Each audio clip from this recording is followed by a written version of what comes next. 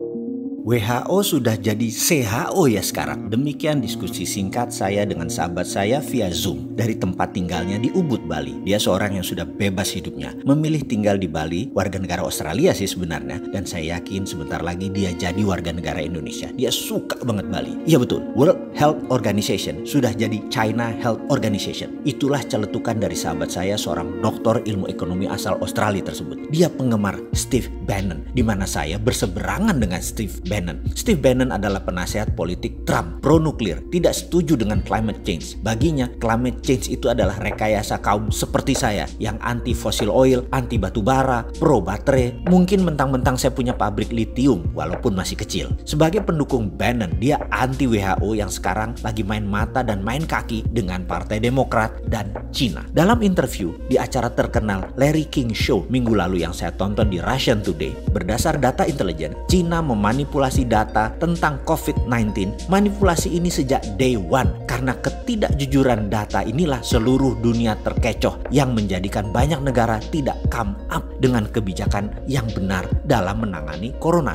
Cina di bulan Januari dengan bos WHO melakukan false information ke seluruh dunia dengan mengatakan virus corona menyebar hanya dari animal to human, tidak bisa human ke human. Virus dikatakan hanya bisa menyebar dari binatang ke manusia, tidak bisa dari manusia ke manusia. Inilah yang membuat banyak negara jadi tidak aware, mematikannya dan kecepatan penyebarannya virus corona ini. Saat ini komunitas dunia marah dengan Cina dan mungkin akan melakukan tuntutan internasional serta sanksi bagi Cina. Cina bermain dengan siapa? Dengan bos WHO, Dr. Tedros Ghebreyesus, yang menutupi fakta sebenarnya akan fatalitas corona tahap awal ini. Dikatakan bahwa tidak terlalu mematikan corona itu. Fakta berikutnya, di bulan Januari sebelum lockdown, Cina membeli 250 juta APD, alat pelindung diri, di seluruh dunia sebagai tindakan balasan atas tindakan Amerika tersebut. Bos WHO bocorkan ke Cina sehingga Cina bisa pukul balik dengan mengunci peralatan medis yang di kemudian hari, yaitu sekarang Cina buat uang besar sekaligus membalas. 250 juta APD itu adalah separuh kebutuhan APD dunia saat ini, termasuk APD dari Indonesia dibeli Cina kala itu. Ternyata begitu dunia kena,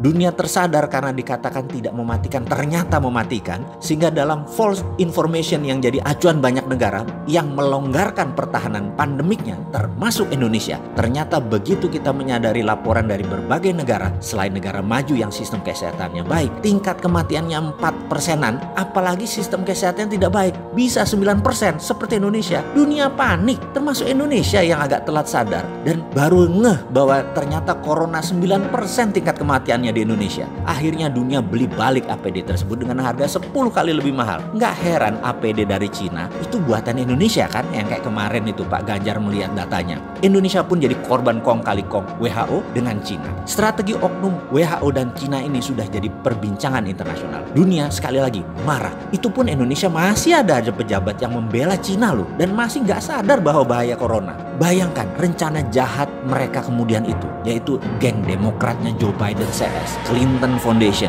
big pharmaceutical company dengan WHO akan menjual vaksin ke 7 miliar manusia dengan cepatnya terpapar kalau dunia melonggarkan pandemi. Ini big business dan ini menjadi senjata untuk menjatuhkan Trump. Ini membuat Trump marah luar biasa karena kecele dimainkan di dalam dan di luar negeri. Dia tuntut WHO, dia hentikan sumbangan Amerika ke WHO dan bahkan akan keluar dari WHO. Rencana besar akan memvaksin 7 miliar manusia di dunia ini menjadi serangan terbuka oleh Trump. Pasti dia gagalkan rencana koalisi besar Cina, Partai Demokrat, dan WHO ini. Jujur, bagi saya ini bedil sudah dikokang semua. Ini bisa military war. Mengingat sejarah sebentar ya. Kita tahu zamannya Obama, Cina itu mitra strategis. Baru zamannya Trump diperangi Cina itu. Ini info agar semua sahabat paham betapa cairnya dan dinamisnya geopolitik dunia itu. Apa yang dilakukan Trump? Trump tekan India untuk memberikan obat ke Amerika segera. India memproduksi obat corona dipaksa diberikan ke Amerika saat ini juga. Ingat, saya pernah katakan jauh-jauh hari setelah Cina, Amerika melirik India. Tadinya Indonesia ya, karena Indonesia nggak paham,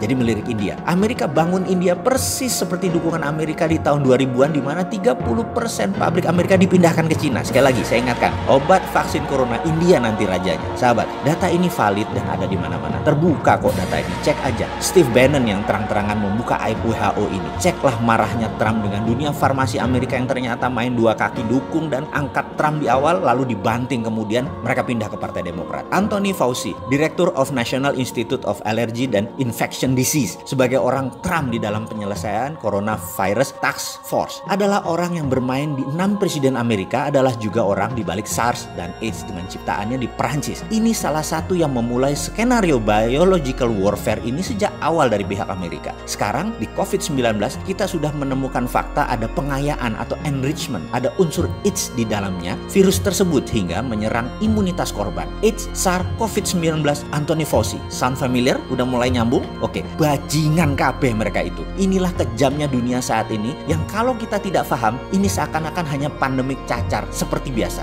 Kedepan sebaiknya kita lupakan informasi negara propaganda tersebut. Lupakan pejabat di tanah air yang melindungi bisnisnya dan koleganya, terutama yang bermitra dengan asing. Kita buat vaksin sendiri. Kita perangi pandemi COVID cara kita. Kita produksi ventilator dari sahabat Masjid Salman segera. Saya sudah pesan ventilator itu 100 unit melalui sahabat saya di sana. Bahkan kalau sahabat mau sumbang ke sahabat di Salman, silahkan. Saya kirim linknya. Kita perlu 1000 lebih ke depan alat ventilator ini. Ayo, urunkan tangan Anda membantu sesama. Kita segera beli alat tes murah independen karya putra bangsa Indonesia di Silicon Valley, Santo Purnama. Kita selesaikan COVID gaya kita. Swasta beli langsung. Setiap orang boleh bergerak atas nama kemanusiaan. Memang nggak capek bermitra sama negara jago propaganda yang meledakkan satelit Palapa N1 dan banyak lagi alat abal-abal seperti termometer. Bodong lah, juga informasi yang dimanufaktur. Cina itu memang memanufaktur apa aja. Cina itu memanufaktur semuanya, termasuk data dimanufaktur sama mereka.